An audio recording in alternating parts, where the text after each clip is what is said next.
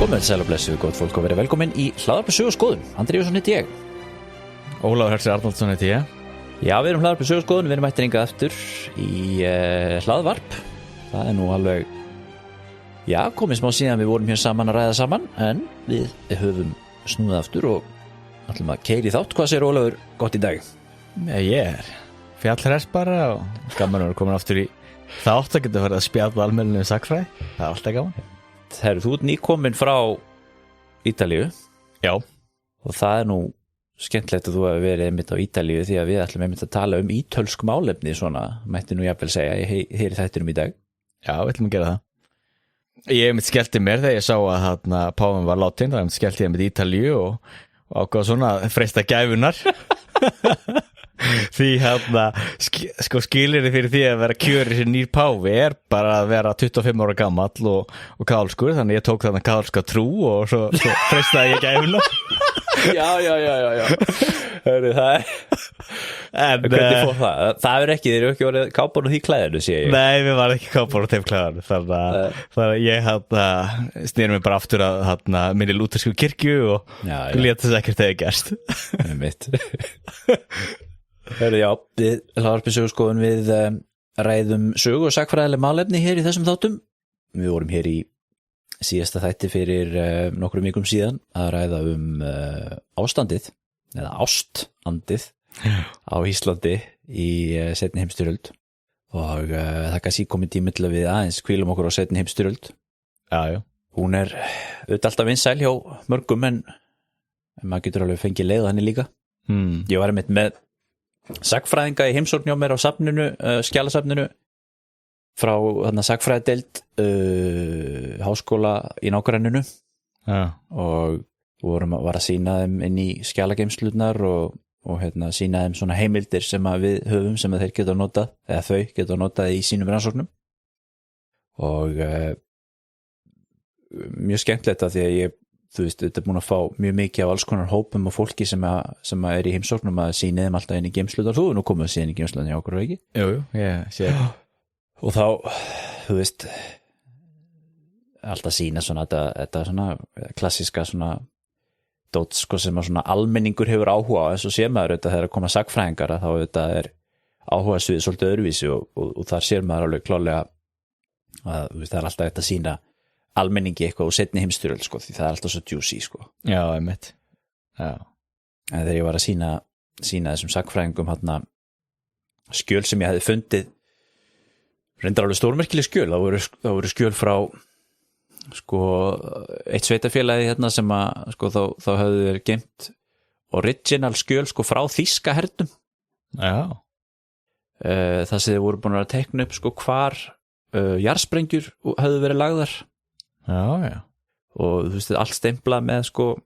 eftir skjalakerfinu sem þýski herinn var að nota skilur og það voru upprunaleg skjöl frá þýska hernum í seinni heimsstyrjöldinni í Noregi þar sem þeir voru að tekna mjög nákvæmar og fallegar myndir, svo svona brandari náttúrulega þjóður að sé alltaf svo nákvæmir sko. Já.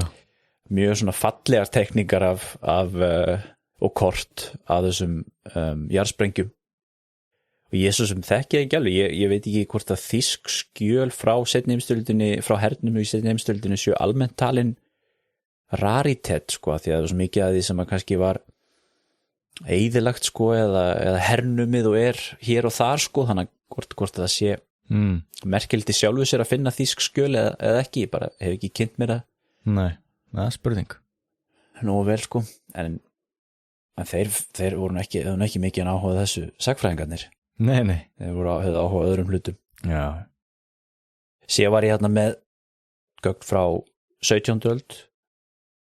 og þá lifnaði yfir þeim sko. Já. Og þá gáttu þeir lesið það sko. Það er venjulega, ég hef aldrei fengið neitt inn sem að getur lesið þetta sko. Það var skemmtilegt. Það var nú gaman, já.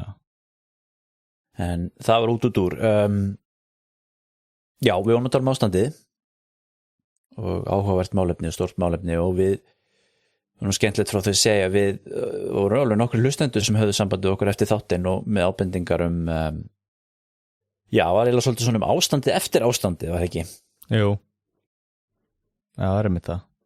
Því við höfum svona einmitt aðeins drepið á því í síðasta þætti var einmitt verið að segja okkur frá því að þetta þekktist auðvitað svolítið í Keflavík auðvitað á herstöðar árunum Já, auðvitað að það væri sambönd við hermenn einmitt.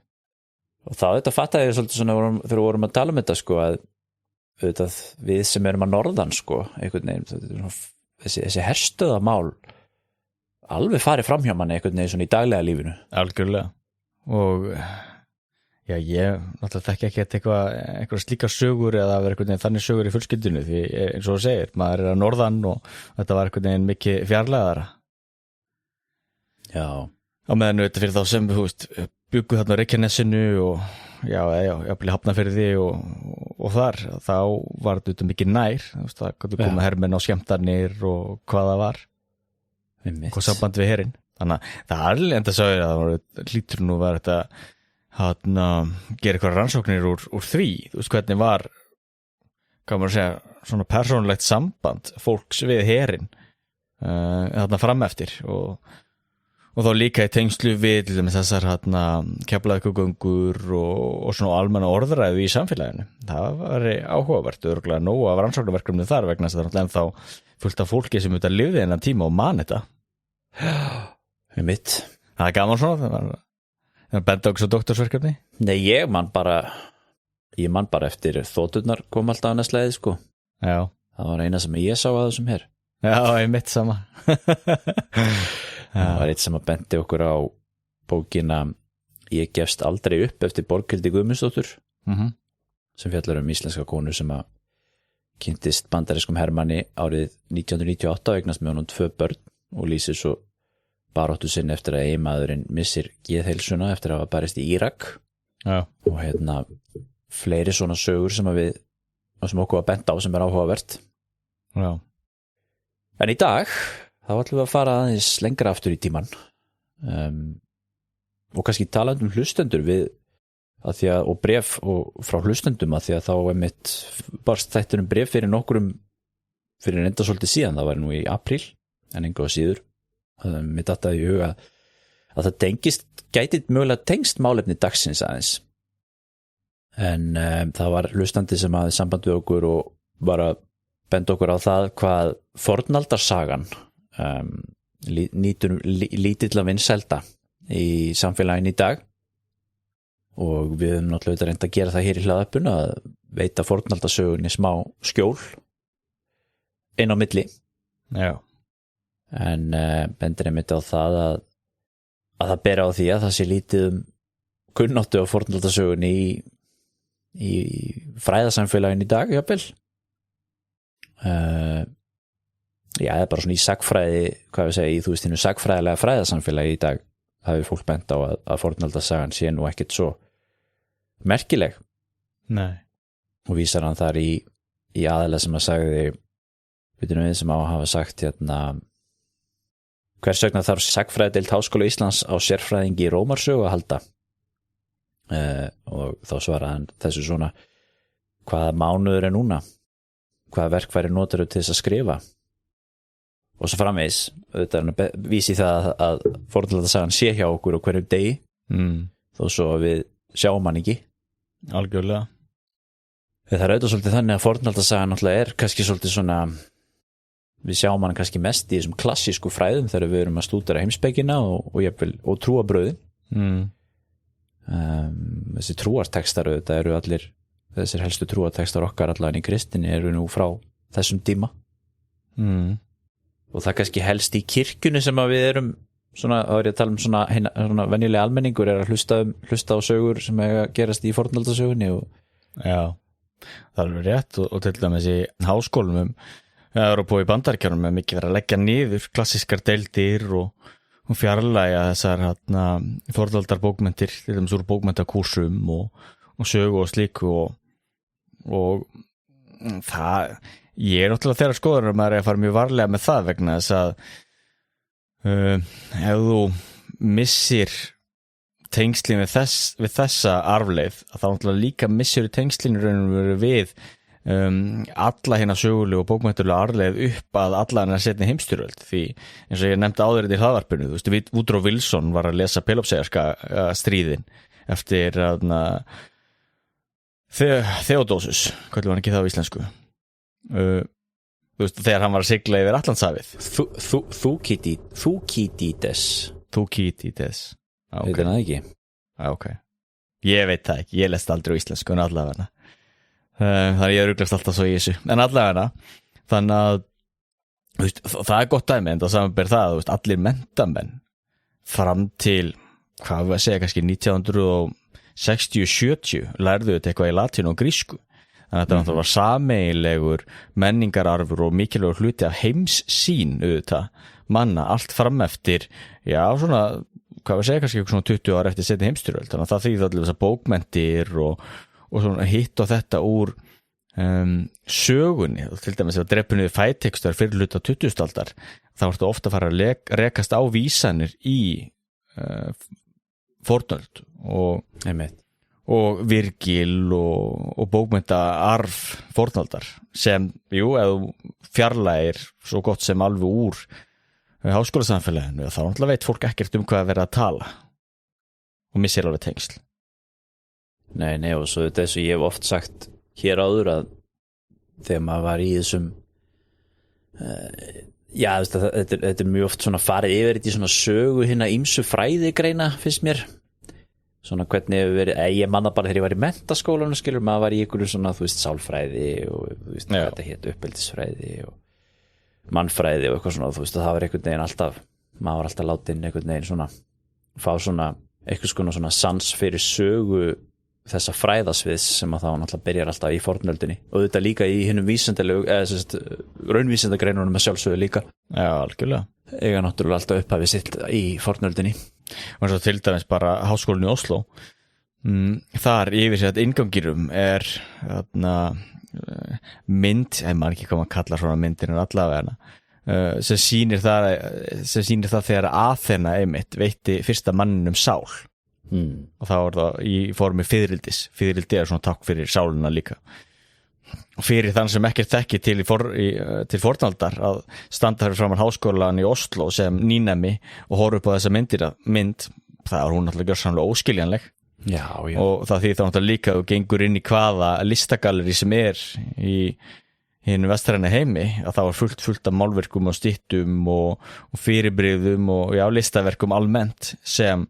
mjög margir mun ekki skilja einfallega vegna þess að það verið svo vegið af fornöldinu og það er náttúrulega ákveðin missir í því en svo getur maður líka sagt að það sé þá uppbyrði hverjum og einum komið að allavega ná sér þá í þessa þekkingu að maður hefur áhuga á því en einhvað síður þetta er mikilvægur hluti af svona þessu sameiginlega menningararfi Evrópu Já, ég held að það sé þetta lykilatriði að þetta sé sameiginlegu menningararfur og þetta getur maður spurt þessu sömu sögu hvað til hvers þurfum við sagfræði bara yfir höfuð og ég man að eitthvað spurði mig að þessu ég meina þú veist til hvers erum við hvað pointi með því að stúdera söguna bara til að byrja með skilurðu og það svona ef þú berða saman við einhverja greinar sem að pródúsera eitthvað að búa eitthvað til þá auðvitað svarið skilurðu nei menna þú veist við getum auðvitað alveg lagt niður fræðigreinina sagfræði og söguna sem málefni til að stúdera og bara gleymt öllu sem hefur gerst áður og samfélagið deyr ekkert við lifum alveg af án sögunar ég meina það er alveg fullt af sögu sem við þekkjum ekki neitt eins og við höfum auðvitað komið að hérna áður við tölum við tölum föníkumenn maður aldrei hvernig að segja þetta þú veist við vitum að þeir voru ég nefndi að það finnast einhverja fornleifar að þeir hafi verið hvað var það, Sardiníu þar á einhverju agaleg orusta á milli fönikjumanna og þeirra sem bjuggu þar fyrir og við vitum ekkert það ekki neitt við vitum ekkert eins og hverja það voru að berjast við eða neitt og að því að við vitum ekki það voru okkur þannig sjálfur drullu sama skilur við grátum ekkert það sem við vitum ekki nei. Og það hugsaðum til dæmis öll þessi forsögulegu samfélög sem eru náttúrulega samfélög sem voru uppi yfir miklu lengri tíma heldur en söguleg samfélög þar þetta rosalega mikil menning sem líklegast horfin af því að það ekki til eina skriflegar heimildir það auðvitað og við svo sem grátum það ekkert nei. Þannig að svona praktist séð þá lifum við alveg af án sagfræði við lifum kannski ekki af án læknisfræði skilurðu nei. En á hinn bóginn og það náttúrulega snýst þetta það að svona samfélag þarf að eiga sér einhvern uppruna og búa sér til einhverjar sögur til þess að búa til eitthvað svona samfélag og einhverja heild úr ákveðnum hópum og hóparnir geta verið ýmsir það geta verið þjóðir eða stéttir eða lokal samfélag eða hvað það svona yfirleitt á okkar líftíma hefur að verið þjóðin náttúrulega sem við talaðum þannig að mér sé svo fyrir að byggja upp íslenskt þjóðríki mikilvægt að hafa íslenska sögu algjörlega og þá íslenska fornaldasögu og miðaldasögu og annað slíkt það hefur þótt það mikilvægt að íslenska þjóðríki hefur dælt peningum í að rannsaka það en fornaldasagan auðvitað líka sko sameiginleg saga sko vestursins eða Evrópu þannig að mér séu allar að búa til eitthvað svona sameiginlegt identitet fyrir vestrið eða fyrir Evrópu sem ég held að sé eitthvað sem að verður verkefnið 21. aldarinnar þá náttúrulega fornaldasagan það sem allir í vesturinu eða minnstu kosti í Evrópu eiga sameiginlegt Já, algjörlega og svona líka hluti að þessu til þess að líka halda hans á lofti það fornmenningur að minni með að Cicero hafi sagt að þá sem ekki þekkir sögu sína verður ávallt barn því það náttúrulega sést snýst þetta líka það að finna sér tilgang og útskýra stöðuna eins og hún núna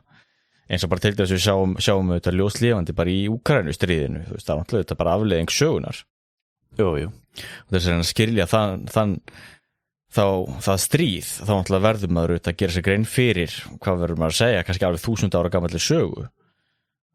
og eins til dæmis á hverju Kaliningrad eitthvað svona rússneskt afmarkað svæði ekki tengt Rússlandi beint í dag með aðskilið þar sem úr með hvað það ekki Litáin og Pólland á milli þess og Hvíta-Rússlands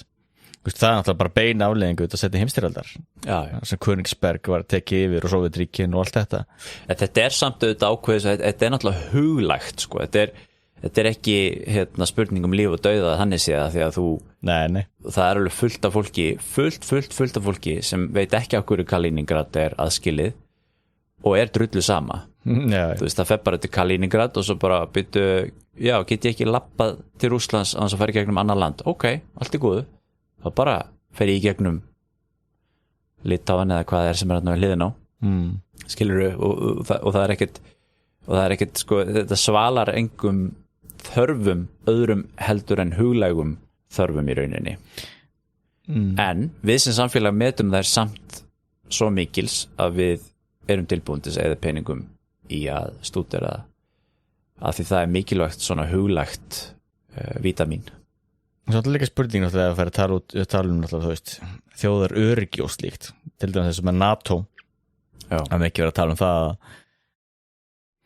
Nei, þú veist, Suwalki Gap ég var að googla þetta, kallaði þetta og þetta allir með segir alveg líkilatriðið í stríði á milli Rússlands og NATO sem mjög, mjög svo ólíklegt að brjótast út en einhver að sé þegar það myndi brjótast út það var Suwalki Gapið alveg myndi að skipta gífurlega miklu máli og þetta náttúrulega bara, þú veist, var bein afleiðingu af á stríðinu setni heimsstyrjöld og það sáum við náttúrulega líka eins og núna með Litáin ég held að Litáin hafi verið að taka kosningarétt held ég að fullt af Rússum og það nefnilega búið svo mikið á Rússum auðvitað í Eystrasaltslöndunum eftir auðvitað fall Sovétríkjanna og það hefur verið mjög viðkvæmt mál og hefur verið ýta undir svona óstöðuleika eins og við erum náttúrulega með ákveðin svona rússa vandamál sem maður getur talað núna í Austur-Evrópu erum við með ákveði vandamála sem að rússar vilja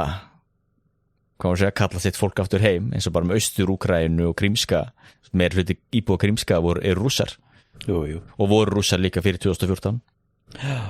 þá sér maður náttúrulega hvað í sagan náttúrulega þá að spila þá reynlega fjalla þá líf og dauða og styrjaldir og ekki og sá það sama náttúrulega með næstu kannski framtíða styrjöld sem mögulega á milli Kína og Tævan þar sem að Kína náttúrulega vill endurheimta öll þau lönd sem þeir mistu Nú ertu auðvitað að tala mjög nýlega sögu auðvitað 20. aldar sögu sko líka bara meira að segja okkar líftíma þannig að þú veist þá getum við að tala um það þú veist sagan náttúrulega allt sem gerðist bara ekki í núna þessari mínútu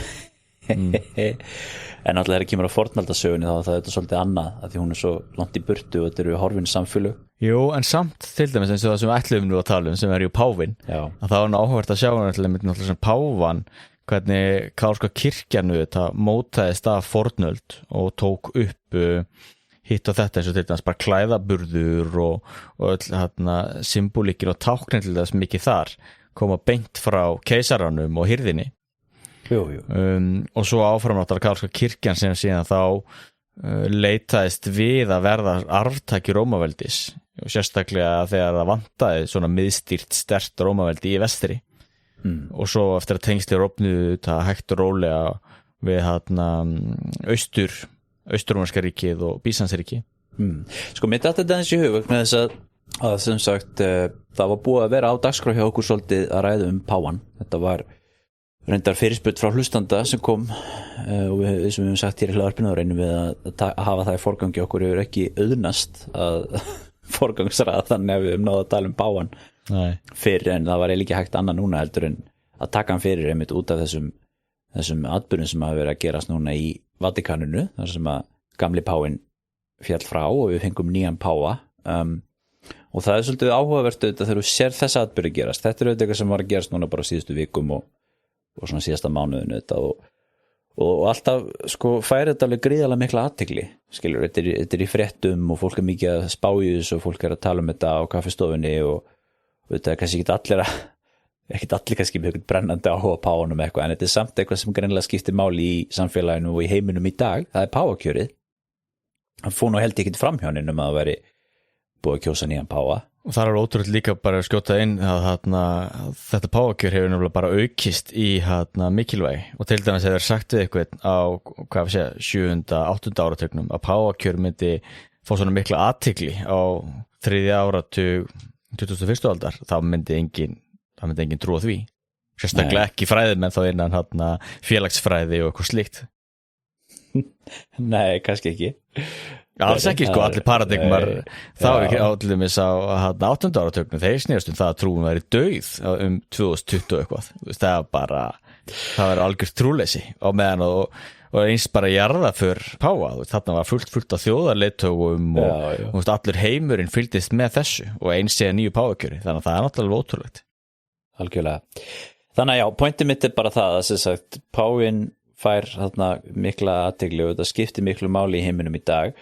og þarna erum við með auðvitað beintengingu við fornöldina því að auðvitað páfastofnunin og kirkjan nær auðvitað aftur til fornaldar og þú veist, ideológía páfagarðsins, hugmyndafræðin sem að liggur að baki þessari stofnun, hún alltaf byggir á biblíutekstum, skilurðu, sem eru fornaldartekstar. Sumir þeirra eru þetta frá seint á fornöldinni þannig séð, þú veist, í kringum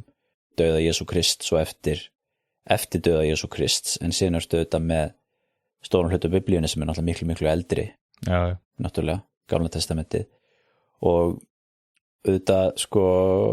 þess að ég sagði áðan, þú veist, fornöldin kemur alltaf fram í kirkjunni og það eru auðvitað margir sem að hafa, þú veist, ég held að séu mjög margir sem hafa farið í kirkju og leiðst og farið í fermingafræðslu og leiðst vegna þess að þar er fólk látið sitja á bekknum og hlusta prestinn tala um eitthvað fólk í fornöldinni sem var að drepa hvort annað og eitthvað svona, sko. Pontius Pilatus og eitthvað rómverska hermenn og svona. Eitthvað svo leiðis og eitthvað svona, hvað eru farisegar og hvað eru patrísegar og hvað er musteri og þarna rómverjar og eitthvað svona og þetta vitum vel, flesti vita nú rómverja og svona því þeir hafa náttúrulega þetta svo sterkan sess í popkúltúrun og það er kannski farir sem vita Fönikíumenn og Babylóniumenn og Assýríu og eitthvað þannig og eitthvað þannig, sko, en þetta er auðvitað eitthvað sem að presturinn getur verið að tala í pontunni. Jú, presturinn getur talað þetta á meðan sóknarbörnin gespa. Þessi ég langar mig líka til að skjóta einu og það er líka áhvert að því ef ykkur hefur spáðið því, þá er kannski ekki eitthvað margir sem spáðið því en trúarleiðtogar og hvort að trúarleiðtogar sem geða ekki og það náttúrulega eru mjög margir, ég held að svona flestir trúarleiðtogar eru með skegg. Ef við lítum til dæmis á Íslam, það er alveg klassískt auðvitað, þar er allir með skegg. Líka ætlar að spá einhverjum, þú veist, einhverjum meistara frá Kína, einhver konfúsíisma eða taoismi eða hvað það er, þá er mjög oft skegg. Líka ætlar að hugsa kannski einhver bramin frá Indlandi Austurkirkjanu þetta, þar eru allir með skegg.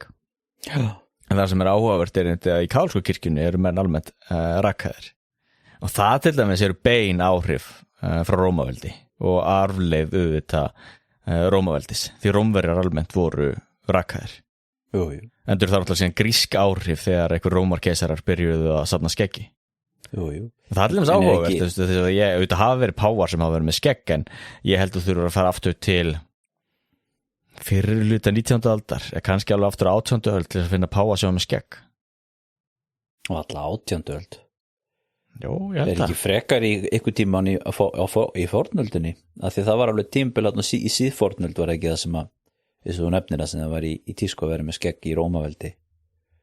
Já, það var alveg gríska áhrif, en það, nú googlaði þetta bara snöggvast, þá segja það Innocent 12. Þú hefur ekki spurt chattan? Já, er þetta ekki Gemini frá Google? Þann segir Innocent 12, hann hafi verið með skegg. Hann var páfi 1691 til 1700. Já, ok. Ok, það er meira svo þetta fara aðeins lengur en ég held. En allavega, það er engin búin með skegg í 300 ár. Ég veit. En já, þannig að þetta hér eru mitt svolítið tengingu við fornöldina sem að, eitt af fáum hlutum sem að nær stretsa svona algjörlega frá fornöldinu og fram í dag. Mér finnst þetta svolítið heitlandi í sjálfu sér. Mér finnst alltaf svolítið skemmtilegt þegar það eru svona eldgamlar hefðir sem eru ennþá við líði sko. Og mér myndi finnast algjör synd eða myndi hætta að vera með páfa til dæmis sko. Bara því að þú ert búin að vera með svo langa línu af páfum. Þannig eins og ég hef sagt áður að það væri gaman ef við værum ennþá með rómarkeisara sko, eða heilaga rómarska keisara þó hann væri ekki nema bara eitthvað puntdúka eitthvað staðar sko. Já, mitt. Skilurðu? Já. Bara svona upp á fönnið sko. Bara svona upp á fönnið. Já. En þá einmitt getum við kannski nefnt svona hvað að segja upp af þessa fyrirbrigðis liggur. Já. Páfadæmis. Og þá náttúrulega, þú nefndir út af biblíuna og þá náttúrulega það Mattheus Guðspjall 16. kapli vers 18 sem nú áhugaverð textið það sem að Jesús segir og ég segi þér, þú ert Pétur kletturinn og þessum kletti muni byggja kirkju mína og máttur heljar mun ekki á henni sigrast. Og þarna Jesús þá að tala við Símon Pétur eða Símon Jónasson eins og við köllum hann á íslenskunni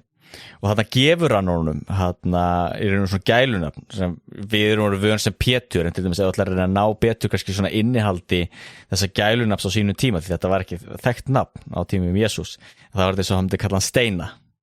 Já, Steini, já. Steini. Því þetta komið af grískórunu Petra eða ekki sem Stein. Já, Petra eða Petros. Petros, já. Það er bara hvort þessi kvenkynni eða kallkynni og þannig hvað þannig. Og þarna ertu með auðvitað lykilatriði í svona löggildingu páfa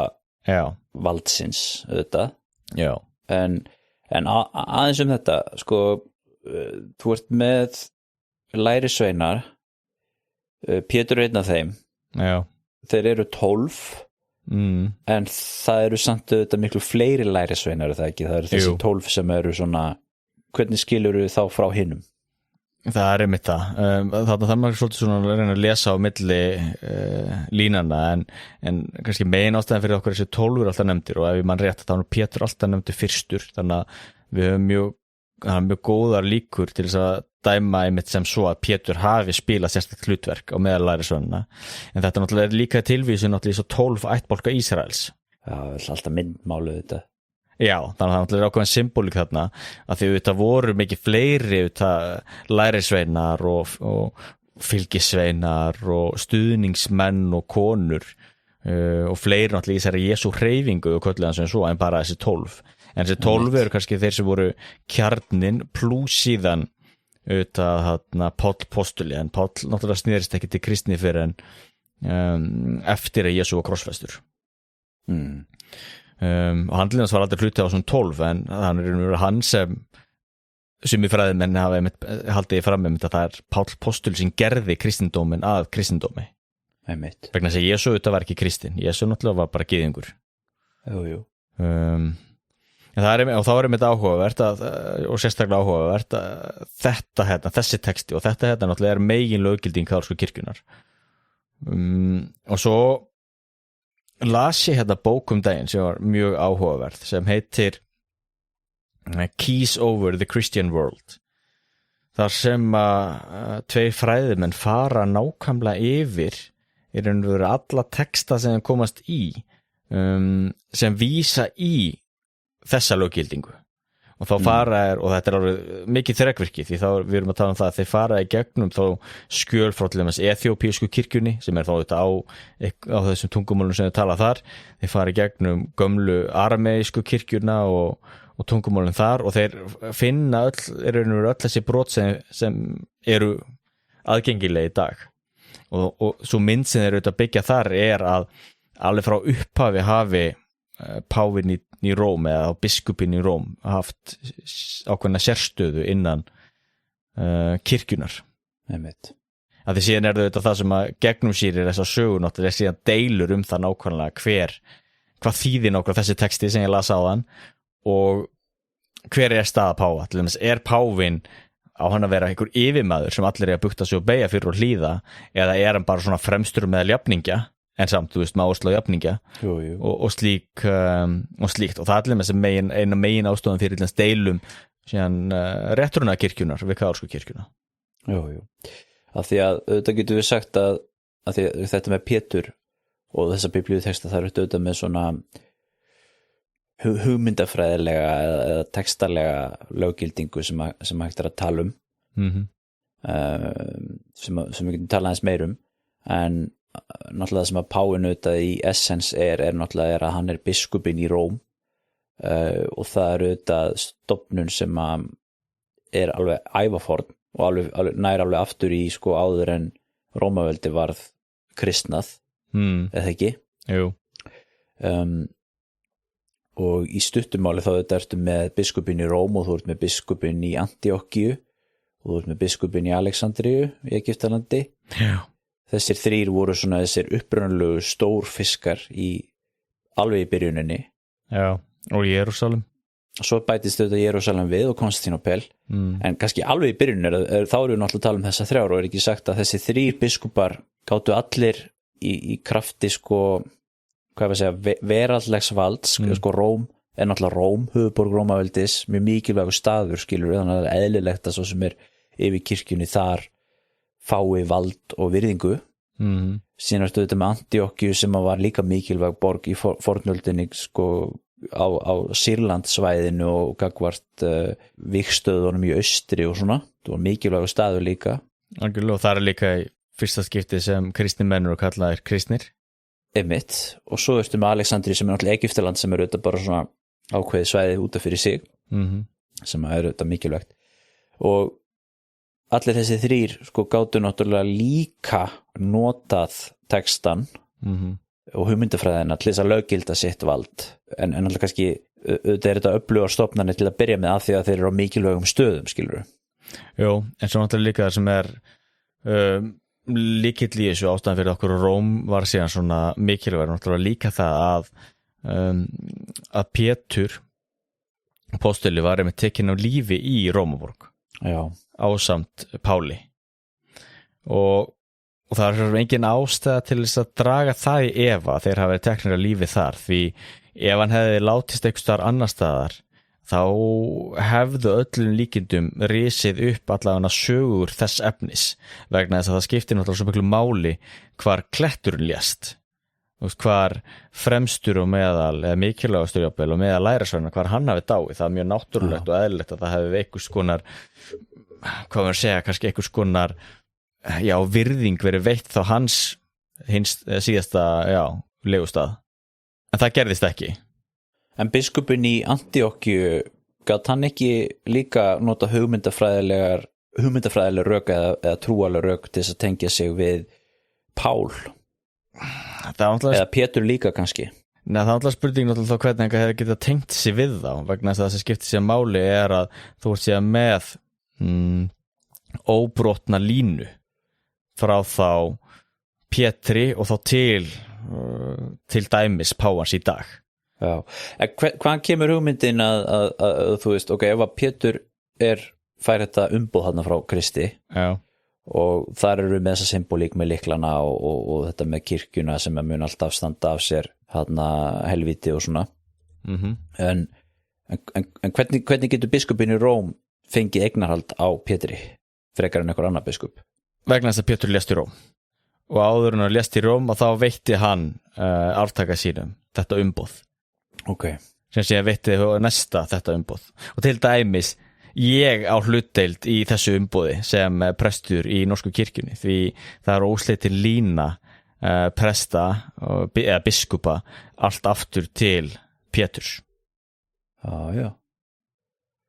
en ef hann hefði ekki dáið í Róm Mhm. þá væri þetta umboð ekki svona skýrt Nei. það er alveg óumdeilt að hann hefði dáið í Róm Já, það er eins og við verðum nefna þessin það eiginlega já, óumdeilt vegna þess að ef hann hefði dáið annars staðar þá hefði verið náttúrulega svo mikil þú hefur haft við bæði náttúrulega verið svolítið svona hvað maður að segja kínískir og sagt að þú hefur haft haga af því að tengja þig við umboðið eins og ef hann hefði látist í Antíókíu það hefðu biskupar þar haft haga af því að gera sér mest úr því, reisa kirkju við dánarstaðnum og eitthvað slíkt eða það hefði rísið á einhverju sögursagnir vegna þess að þú myndi vilja fara þangað sem hann dó, þú veist þetta er ástæði fyrir því til þess að það skiptir máli hvar stórmenni eru jörðuð því það myndast oftu einhvers konar virðingastæði kannski í kringum það jú. Og þess vegna að það hafa aldrei verið neina aðrar sögursagnir en það að hann hafi dáið í Róm það er mjög sterk rök þá fyrir því að það hafi einmitt átt sér stað og við vitum líka að það voru miklar ofsóknir á þessum tíma gegn kristnum mönnum og því einmitt talið að Pétur og Páll hafi látist í Rómaborg einmitt. En þannig að til dæmis katólska kirkjan hún heldur því fram að Pétur hafi verið fyrsti biskup Rómar já. En hvað segja fræðimenn kannski svona setur spurningamerki við það og nefna biskup eitthvað aðeins seinna því að þetta tók þetta tíma fyrir þetta embætti að myndast þetta biskupsembætti. Þegar við skoðum aðeins kirkjuna eins og hún er á þessum tíma eða hvað við segja þessa trúarhreyfingu nú voru að tala um bara þarna á bara fyrstu öld eða eitthvað Já, ég get bara skotið inn að það talið allir með þess að Pétur hafa kannski dáið 64 eftir Krista í ofsóknum undir Nero. Já. Og Páll. Já. Þú ert náttúrulega með þessi hugtök, biskup, prestur, djákni. Þetta eru hugtök sem voru notuð þarna, þetta kannski hafa aðra þýðingu í dag heldur en við gerum þarna. Er ekki biskup, er það ekki svona overseer eða eitthvað þannig? Jú, það er svona sá sem fylgist með prestunum og skipuleggur og það er eins biskupin sem náttúrulega vígir nýjan prest. Nú er ég að tala um eins og orðið þýðir upprunalega í grískunni að þetta kemur náttúrulega, þetta eru orð sem voru til í grísku, það ekki Jú, allt er þetta grísk orð Epikosa eða eitthvað Já, episkopus held ég Episkopus, já og og prestur, hvað var það aftur? Það var eitthvað pre eitthvað presbyter Já Þeir eru svona öldungur Einmitt, já Og djákni var diakonos, eitthvað nefnir þannig er mann rétt og því það ekki þjónn, það er mann rétt þjónn, já Minni mig, þetta er nú að munna það en Já Og eins, þú veist, kirkja náttúrulega er náttúrulega líka eklesja, samkunda þetta er allt auðvitað grískorð Já. Og þá byrjar að mótast þarna þessi stofnun þá biskupa og Rómabiskupinn eins og við sögum, hann alltaf fær mikið vald hægt og rólega og það verður svona þessi lína Já, en það eru samt getur maður alveg séð að það er samt menn er ekkert nákvæmlega sammála þetta hvers konar vald það er að vera eins og þegar ég nefndi þetta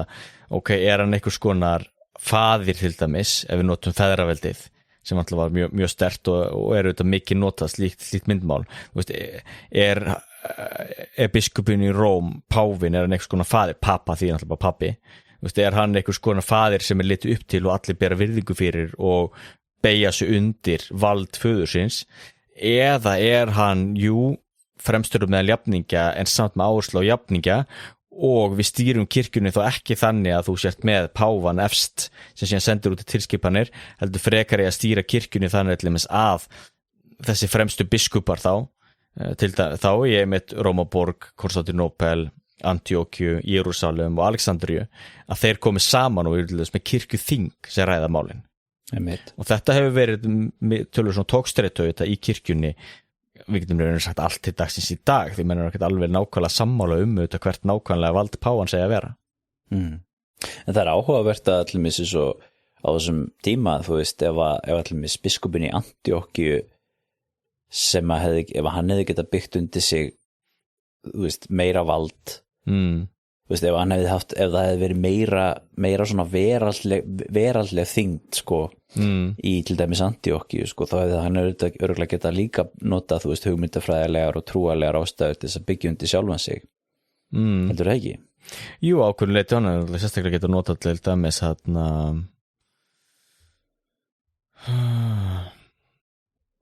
postulasögunu auðvitað. Þar sem til dæmis talað henni fyrstu kristnu hafi verið í Antíókíu og þetta tengsl náttúrulega við lærisveinana þar. En náttúrulega það sem náttúrulega mikilvægast í þessari sögu náttúrulega þetta dauði Páls, þannig að Rómar biskupin hefði alltaf náð á orðið fremstur ákunnuleitt út af því og plúsu náttúrulega Rómaborg sem höfuborgin, en síðan náttúrulega það sem sérstaklega gerðist náttúrulega útþensla íslams og það að Antíókía náttúrulega slegin út tiltölulega snemma og Egyptaland líka sigrað, þannig að þá Jerúsalem, Antíókía og Alexandría svo sem, þetta þarna út úr þessu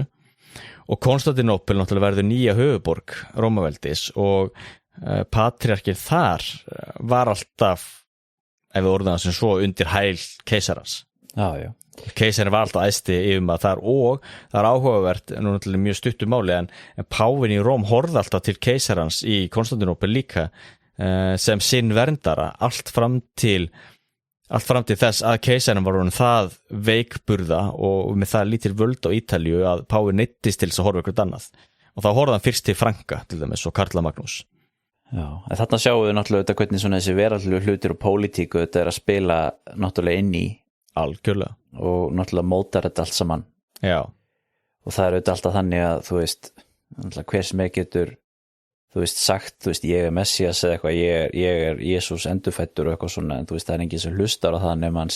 hafi eitthvað veraldlegt valda bak við sig, sko, og eitthvað svona veraldlega meiningu. Endur ósamlega þínu, hann með eitthvað almennilegt á bak við sig, Jesús náttúrulega hafði ekkert veraldlegt valda bak við sig. Nei, en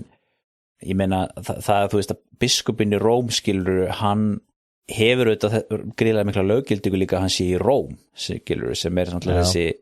þessi mikilvæga borg, og svo náttúrulega það að patriarkin í Konstantínópel verið svona merkilegur hefur náttúrulega það að hann svona nálagt keisaravaldinu. Já, algjörlega. Og ég held kannski að, þú veist, sko, hann auðvitað verður til í þessu tómarómi sem maður tala áðan, skilur, og það kemur nýtt, sko,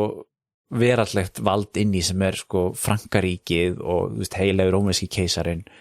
og þeir búa til þessar sögur í kringum sig, skilur, sem að ef að múslimar hefðu tekið Ítalíu skagan, þú veist, það hefði kannski ekkert verið neitt páinu sinni, skilur, eða þá að hann hefði setið ykkur starf annar staðar, sko, og hefði verið einhvern veginn öðruvísi, alveg eins og biskupinn í Jerúsalem og Alexandríu, skilur,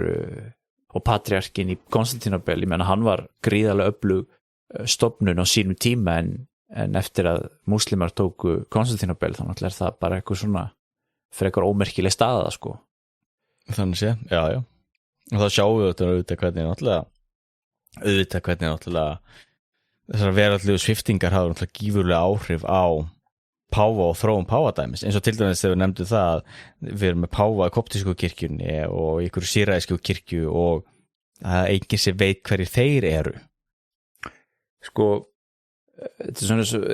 spá í þessi tengslu svona sem realisma og hvað heitir það, idealismi í heimspólitík og svona, sko, þú veist að þú getur alveg aðhelst það, sko, þá skoðun til að þú veist að þín hugmyndafræði sem kannski frjálslendi nú eða þú veist kommunismi eða hvað er sósíalismi sem þú trúir á og heldur að sé þið eina rétta og þú einhvern veginn sem þjóðarleiðtogi eða sem stórveldi breytir eftir því, þú veist, það er ein leið til þess að horfa á til dæmis heimsmál, skilurðu, að þú veist Bandaríkin sem stórveldi grípa inn í Írak og taka Saddam Hussein frá völdum, skilurðu, af því að það er kyrt áfram af hugmyndafræðinu lýðræði og frjálslindi og það er rétta síðan þá svona svona þessi realistíska nálgun sem auðvitað að segja að Bandaríkin er bara stórveldi sem að gerir bara það sem að þau þurfa að gera til að viðhalda sínum stórveldishagsmunum og svo búa þeir til sögur í kringum það og stundum passar það þú verður alltaf að vera með ykkur að spunameistara sem búa til sögur þar kannski, sko ég basically bara segja skilur að með þessu saman að þú veist að ég er að halda í framskilur að það séu fyrst og fremst veraldlegar, pólitískar, efnahagslegar, hernaðarlegar ástæðu fyrir því að þegar að páin segir skilur ég er hinn réttmæti arftaki Guðs út af þessum og hinnum sögunum sem þeir geta vissulega byggt upp í kringum sig þá hefur það þyngd út af þessum veraldlegu aðstæðum skilur á meðan hver sem annar getur sagt það sama og enginn hlustar á hann af því að hann hefur ekkert valda bak við sig ekkert pólitískt eða efnahagslegt valda bak við sig Já. En það er satt líka mikilvægt að hafa það í huga að kristindómurinn náttúrulega var fyrirlitin af Rómaveldi fyrstu árhundruð Já. Og sérstaklega unnið gegn þetta kristindómum og kristnir ofsóttur allt keisaraveldið og teknir af lífi og sakaður trúleysi vegna þess að þeir afneituðu gömlu goðunum Júpiter og Seif og allt það þannig að þess er náttúrulega líka mjög áhugavert að þrátt fyrir alla þær ofsóknir að það hafi kirkjan auðvitað náð að vaxa svona og orðið síðan hægt og rólega að unni það marga á sitt band að keisarar sá sér hagi því að gera kirkjuna að ríkistrú og svo heldur hún náttúrulega bara áfram Já. Allt fram á okkar daga samanber það þú veist að ef páin segir eitthvað þá stoppar alveg heimurinn og hlustar þó að Stalin hafi spurt hvað páin með margar herdeldir að á sínum tíma þá það samt alveg þannig ef páin segir eitthvað þá alveg hlustað en svo náttúrulega það er náttúrulega alltaf þannig þegar að eitthvað svona trúarlegar stofnanir koma fram að þetta þær auðvitað hafa og sérstaklega eins og með kirkjuna náttúrulega hefur það mikil áhrif á líf fólks samanbor það að okkar samtími náttúrulega gegnum sýrður af kirkjunni og nýja testamentinu alveg sama hvað mann finnst það eða ekki og okkar samtími náttúrulega óskiljanlegur án þess að horfa á kirkjuna allt bara í heimissýn hvernig við hugsum hlutina orðtök, hvernig við tölum hitt og þetta en þá hefur þetta alltaf fléttast saman þetta veraldlega valdu og alltaf verið freistingu hjá bæði náttúrulega páfum að freistast til þess að styrkja vald kirkjuna endur að áhugavert sjá það allir svo miðöldum sérstaklega hámiðöldum fer páfin alveg út í það að verða náttúrulega bara veraldlegur konungur með sitt páfaríki og kardinálinn voru bara prinsar kirkjunar og við höfum dæmi páfa sem leiddu heri og börðust en við höfum náttúrulega líka dæmi í dag eins og Frans páfa sem hefði ekki viljað neitt slíkt og lifði náttúrulega algjörum meinlætarlifnaði og dóvíst með hvort það var $100 í bankanum eða hvað það var átti ekki neitt en það náttúrulega höfðu þetta líka alltaf við tilhneigingu þetta líka til þess að nota kirkjuna að hinu í hitt og þetta því að það er það vegna þess að kirkjan náttúrulega er það valda mikil stofnun í þeim skilningi hún hefur svo mikil áhrif að kirkjan hefur nú fengið við förum aðeins aftur í upprunnan sko, hún hlýtur að fengið töluverðan ber undir báða vengi þegar hún er gerða ríkistrú í Rómaveldi Konstantín mikli tekur upp trúna og Níkeufþingið hvenær var það aftur á 4. öld Já, ég vil segja 341 en það var sniðugt að googla það það er svolítið mikilvægur atburður í þessari sögu þegar kemur að því að tala svona þetta páfavald eða ekki vegna þess að þar er 325 mætti nú að muna þetta allavega Já, þar eru listaðir upp þessi 5 biskupar eða patriarkar eins og við fórum að vera að kalla þeir eða ekki Róm, Antiokia, Alexandria, Jerusalem og síðan þessi 9 í Konstantínóbel og þar beinlíni sagt að páfinn sé fremstur meðal jafningja og hann sé í svona heiðurshlutverki og þar segja þeir líka að patriarkin í Konstantínópel eigi að helst að vera í svona öðru sæti vegna þess að Konstantínópel sé nýja Róm og hún sé svona eðlilega svona merkilegri en allar hinar en samt ekki legendary og upprunnilega Róm. Nei, mitt. Og þetta fór svolítið fyrir brjóstið á Antíoki og Jerúsalem og Alexandri var það ekki. Jú. En þarna sjáum við samt svona þessa mynd fara að skýrast þar sem að þú veist Rómarpatriarkin svona í sérstakri stöðu og Konstantínópel patriarkin líka. Og maður náttúrulega sér það náttúrulega út að eins og af því sem hefur verið nefnt út og stöðu Péturs og löggildingin og allt það og svo náttúrulega nálæðin út af keisarinn í Konstantínópel og meðan að segja Jerúsalem þetta var ekkert mikilvægt borg nema bara að segja pílagrímsstaður. Nei, en svo klofnaði var það ekki kirkjan koptíska kirkjan í Alexandríu hún klofnaði frekar snemma frá þessu öllu saman. Jú, hún gerði það. Var það ekki svona kjölfarið á þessu? Ég nefnilega þekki ekki þann klofning, ég er bara viðkjörna það. Og koptíska kirkjan þetta mjög áhugavert fyrirbrigði en þann dag í dag það er mjög erfitt að segja til það hvað eru margir koptar í Egyptalandi en íbúafjöldi Egyptalands held ég eitthvað 90 milljónir og egypsk stjórnvöld gera í því að telja eins fá á kopta og þeir geta af því þeir vilja að það séu svo flestir múslimar en það getur vel verið að koptar séu kannski svona 10-15% þjóðarinnar en þetta er alveg vel verið að það séu kannski allt frá ég veit ekki hvað maður skjóta hvort það séu 10 milljónir eða hvort það séu 15 ég held séu ekki mikið meira en 15 en allavega hana þannig að það er allir æfa fórt kirkja og það er allir þeirra tungumál, koptískan sem ennotu í dag það er næsta því sem kemst egypsku og híróglífum og slíku í dag. Nefnt, já. En það er áhugavert líka með þetta sko að því náttúrulega hugtakið páfir auðvitað, þú veist, í byrjuninni þá kölluðu þessi náttúrulega ekki páfa, heldur bara biskup og síðan patriarki en náttúrulega eins og segði páfi þetta pappa, faðir biskupinn yfir koptísku kirkjunni hann kalla sig held ég pappa í dag. Jú. Ég held það. Þeir eru nefnilega nokkrir sko og líka í einhverju síræðiskri kirkjudeild og hitt og þetta. Já. En það sem er líka mikilvægt að hafa í huga sko að kaþólska kirkjan samanstendur í raun og veru af mörgum kirkjum þar sem var langstærsti hluti og langflestir tilheyra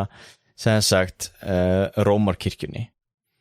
En það þýðir þá til dæmis líka að núna við páfakjörið að það voru þarna einhverjum til dæmis kardínálar sem voru ekki í klassískum kardínálafötum og voru með þá til dæmis í svörtum kuplum og sem með skegg og okkur svona vegna þess að þeir koma þá til dæmis frá einhverju kirkjudeild frá Sýrlandi til dæmis sem viðurkennir vel að hvað var að segja forystu páfans en fylgja samt eigin liturgíu. Einmitt. Og það er einstúrt með réttrúnar kirkjur sem viðurkenna páfan sem sinn leiðtoga en fylgja samt grísk réttrúna kirkjunni í liturgíu og okkur slíkt. En það er svo mikilvægt að gera sig grein fyrir því náttúrulega kaþólska kirkjan náttúrulega er langstærsta trúfélagi í heimi alveg gnæfi með höfuð og herðar yfir alla aðra og næri náttúrulega yfir allan heiminn og það er náttúrulega gífurlegur fjölbreytileiki innan kaþólsku kirkjunar alveg sko gífurlegur fjölbreytileiki.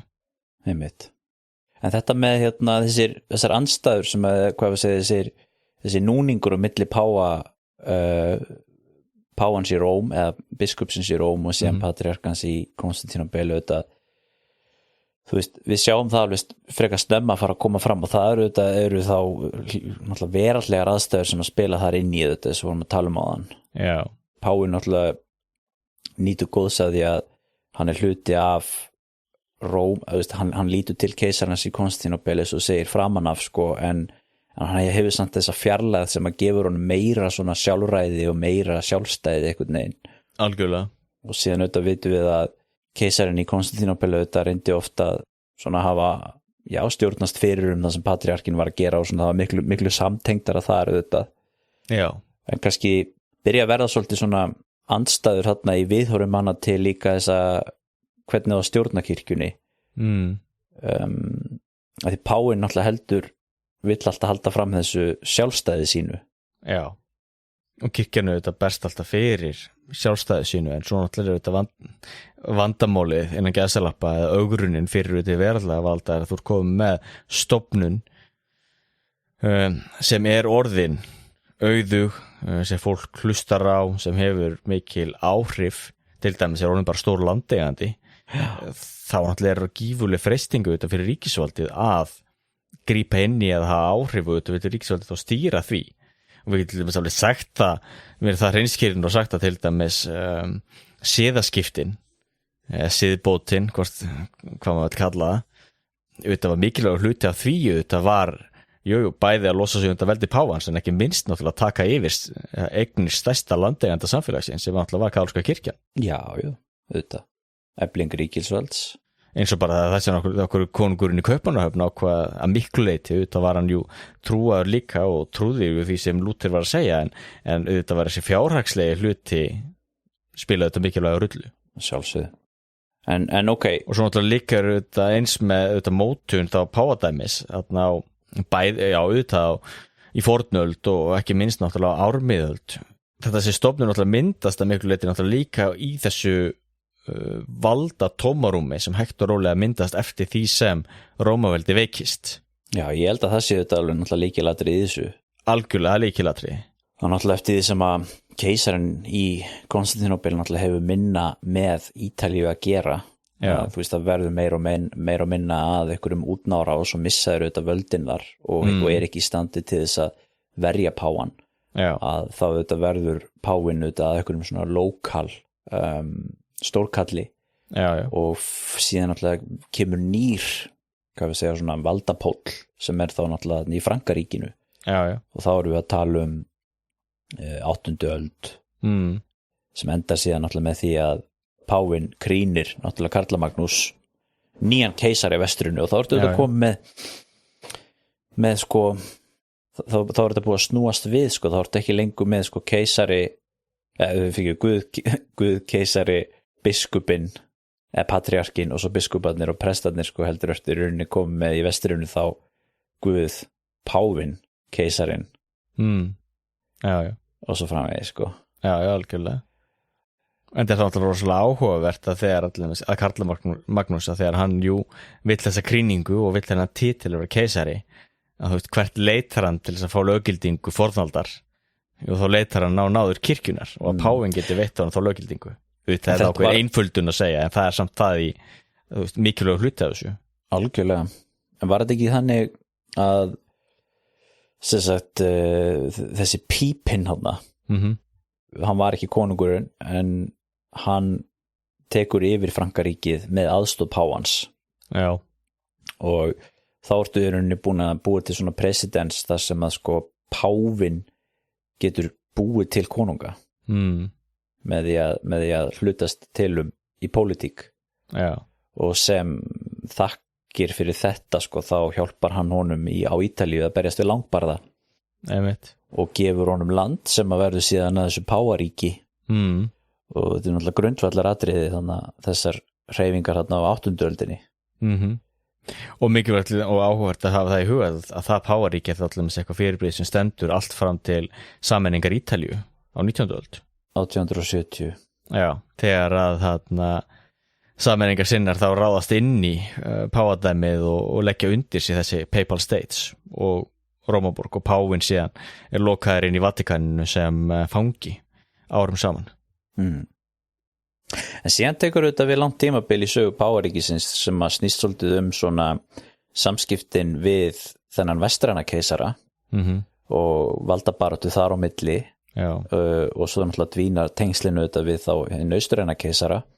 sem endar síðan náttúrulega með klofningnum 1045 sem svona hvað var það, 1042 eða hvað það var árið sem að er svona ef maður ætlar að setja eitthvað ártal á það þá getur maður nota það ártal sem að er þá tengt við atburðin þegar fulltrúi páfans í Konstantínópel bannfærir patriarkan í Konstantínópel og þar með allt hans hyski og þeir svara í sömu mynd og bannfæra páfan og allt hans hyski og það er náttúrulega þetta deilur sem hafa mjög svo litaðu tengslega þegar að tvekja kirkjudeilna og þá náttúrulega sjáum við þetta fyrst og fremst að þetta er veraldlegt valdabröld sem er að hafa áhrif að því auðvitað, patriarkin í Konstantínópel vill auðvitað að hans staða sé upphefð og auðvitað nálega við keisaradæmi og allt þetta, Pávin búin að vera að vinna í þessu tómarúmi sem hægt og rólega hefur myndast yfir mörg hundruð ár og svo alltaf koma líka inn ákveðin svona guðfræðileg vandamál samanber það að í vestrinu voru menn mikið að berjast gegn arianisma. Arianismi minnir að sumuleyti á Íslam hvað það varðar að það áhersla á það í arianismanum að Jesú hafi ekki verið guðlegur, heldur hafa Jesú bara verið maður. Já. Og þetta svo kristni sem allir germanir eiginlega tóku upp. Já. Þannig að katólska kirkjan í vestri var mikið að berjast við þetta og það hluta því okkur þeir skjóta inn þessu sem ber í filioque klausan. Það sem þeir segja halda að það sem þeir undirstrika þá að heilagur andi kom ekki bara frá föðurnum heldur líka frá syninum. Og þetta eitthvað sem fórbúðulega fyrir brjóstið á réttrúnaðarkirkjunni sem ekki var að glíma við arianisma að sama leyti og því ekki sömu sama þörf á því að útskýra þetta í þaula og undirstrika hver guðfræðin að vera. Og þetta fór náttúrulega mjög fyrir brjóstið á þessum kirkjum en maður getur alveg sagt að þetta sé svona ákveðin smámunir en þetta snýst náttúrulega líka kannski svolítið svona guðfræðina sem þú ímyndað þríhyrning. Þá áttu við sagt að í vesturkirkjunni þá þríhyrningunum þannig að efst vinstra með föðurinn segjum að sonurinn sé efst vinstra begin og hægra begin þá Guð, faðirinn og svo punkturinn þá eða hornið á þríhyrningu vísi niður heilagur andi. Þeir austurkirkja myndi ekki vilja hafa þannig heldur þeir myndi hafa föðurinn eða oddinn upp, þar faðirinn og fyrir neðan þá sonurinn og heilagur andi. Ekki vegna þess að það sem við undirstrykka þeir sé einhvern veginn undir föðurnum, það er þetta hvað maður segja ákveð jafnrétti og heilug þrenning og allt slíkt. Þessi þrjú fyrirbrigði vinna saman en engu að síður er ákveðin svona áherslumunur sem er mikilvægt að hafa í huga. Já. Þannig að fyrst og fremst náttúrulega mikil einföldun, það náttúrulega þetta veraldlega vald patriarkans í Konstantínópel, veraldlega vald Pávans í Róm og filioque klausan sem leiðir til þess að þeir bannfæra hvern annan 1054 og það síðan eitthvað sem menn áttu eftir að díla við alveg næstu 900 eitthvað ár en það þetta búið að fjarlæga þessa bannfæringu. Jú. Og ef mann rétt að Francis Páfi frekar en einhverju undan honum gerði í því þegar hann hitti patriarkinn Konstantínópel þá beygði hann sig fyrir honum og kisti fætur hans til að undirstrika það að þeir væru jafningjar. Já. Og það áherslan náttúrulega í kirkjunni í dag. Já, þeir hafa unnið mikið í því að reyna að laga samskiptin. Já. Og bara eitt dæmi þetta líka að þegar að latínumenn lögðu sig Konstantínópel 1204 í fjórðu krossferðinni þá var náttúrulega stofnað svona kaþólskt patriarkadæmi þar og öllum kirkjum voru breyttar voru færðar yfir í kaþólskan sið og þessi rómversk-kaþólska patriarka staða þó svo hún hafi í praxis náttúrulega mist sitt vald þannig séð þegar krossfararnir voru hraktir úr borginni 1264 eða hvernig það var að þá var staðan alltaf til sem svona virðingarstaða allt fram til 1960 eitthvað allar aldirnar síðan þá hefur ykkur ítalskur trúarleiðtogi, ykkur biskup eða ykkur kardínáli eða eitthvað haft þessa stöðu sem svona virðingartitil patriarki Konstantínópel og þetta náttúrulega eitthvað sem náttúrulega var þyrnir í augum Grikkja Já, þannig að þetta svona dæmi um eitthvað sem þeir hafa lagt niður til þess að nálgast austurkirkjuna náttúrulega á bara síðustu áratugum en það er svo áhugavert alltaf að sjá þessar svo rosalega langa línur alltaf í þessari sögu Já, það er náttúrulega eins bara þegar að lútersku kirkjurnar hafa verið að ræða við katólsku kirkjuna þá náttúrulega verið að horfa 500 ára aftur í tíman og vera svona bæta úr þeim mistökum sem voru gerð þá. Já, og ég held reyndar að það var ekkert bara patriarki í Konstantínópel katólsku heldur líka biskupsdæmið í Jerúsalem sem að þeir stofnuðu náttúrulega með sérst í krossfararíkinu það var líka stofnun sem var til alveg langt fram á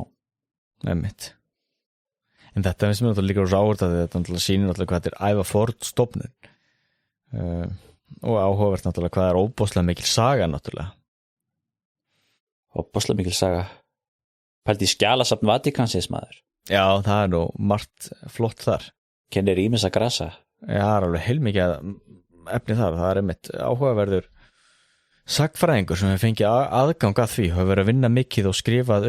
páfadæmi upp úr þá skjölum þar einmitt. Ég las einmitt eina bók eftir hann sem fjallar sér þessar deilur páfans við ítalska ríkið upp úr sér sammenningunni og allt fram að yfirtöku fascista og Mussolinis að því að Mussolini sem gerði samning við Karlsku kirkjuna og það sem leiti til þess að það var komið á þessum landamærum og þeirri stöðu sem enn þann dag í dag það var Mussolini að þakka að leysa úr þeim deilum og það er alveg mjög áhugaverð bækur ég man ekki hvað hann heitir sagfræðingurinn hann er auðvitað að googla og ég er með fleiri bækur sem ég ætla að lesa eftir hann meðal annars eins sem fjallaði vitneskju Karlsku kirkjunar helförina það hefur verið líka mikið deiluefni hversu mikið páfinn hafi vitað eða ekki Jú, þeir áttu nú hana sinn hluti að koma stríðsglæpamönnum undan eða ekki líka Já, það hafi verið sögusagnir þess efnis og ég veit ekki hvað mikill fótur fyrir því þannig að ég er spenntur að lesa þá bók og getum endur að tekið það fyrir eitthvað tíman Já Ég vissi nú ekki að það verið sögusagnir ég held að það væri alveg vita að þeir hefðu spilað rullu þar Ég held að það séu meira sögusagnir Nú En ég veit að ég er svona 80% vissum að það séu sögusagnir en svona að þessi náttúrulega spurning hvað gerðu einstakir kannski kardínálar eða biskupar hér og þar í Þýskalandi eða hvað það og hversu mikið gerði Vatíkanið sem stofnun með vitnesku páfa í því að hjálpa mönnum eða þá tala glæpi seinni heimsstyrjaldar og slíkt en hann allan þessi sagfræðingur sem hefur komist í skjalasafnið og fær að vinna upp úr hinum þessum gögnum og til dæmis að því við tala skjalasafnið það nú bara ég vil nú segja nokkur ár en náttúrulega þegar við erum svo mikið í fordöldurum í svona 10 ár liggum við eitthvað sem gerist í gær en það kom allan fram ykkur skjöl fyrir ekkert mörgum árum síðan þess efnis og sýndu þá fram á það að páfinn hafi reynt að bjarga musterisrittarareglunni gegn Filippusi fríða Veitu hvenær var það? Þetta ætti ég nú að muna föstudaginn 13. en ártalið daginn en ekki ártalið Já, það er vegna að það er ástæðan fyrir okkur á föstudaginn 13. ópadagur Þannig að ég googla bara föstudaginn 13. Templars 1307 en það hefur líka verið svona orðrum á þess efnis og verið svolítið í sögunni að páfinn hafi þetta stungið í bakið það stungið musterisrittarann í bakið sem komast í peninga og verið með svona drullusokka hátekvöld og unnið með Frakklands konungi Frakklands en þessi skjöl þá sýna það fram á það að það einmitt hafi verið rangt Þetta er bara svo gott dæmi áhugavert við erum að tala mörg 100 ára gamla sögu og svo allt í einu getur dukkað upp skjal þarna sem einhvern veginn veitu okkur allt það sín þá á söguna Já, það auðvitað eru náttúrulega líka örugglega í skjalasafni Vatíkansins náttúrulega, þú veist, líka heimildir frá, eða þú veist, innkomin bréf auðvitað frá örugglega öllum heimsóknum meðal annars eins og frá Norðurlöndum og svona Já, algjörlega En allavega við hverfum aðeins til miðalda miðaldapáadómurinn er náttúrulega svona ákveðin sérstakur kapli í sögu páfaríkisins auðvitað það sem að náttúrulega páfakirkja náttúrulega kannski nýtur svona mest veraldlegs valds og þá erum við auðvitað á hámiðöldunum sem að við sjáum að það eru miklar oft svona valdabrölt svolítið á milli heila rómverska keisarans og páfans og það er svona endar yfirleitt með því að páfinn eru ofan á frægasta dæmið auðvitað er skriðingadeilan skriðingadeilan á 11. öld var það ekki þegar að keisarinn þurfti að bíða úti í 3 daga perfektur og biðast fyrirgefningar á því hvernig hann lét gagnvart páfanum og fleiri dæmi þetta sem að páfinn gat sko haft áhrif á málefni konunga, til dæmis í Frakklandi og Englandi eru dæmi það sem að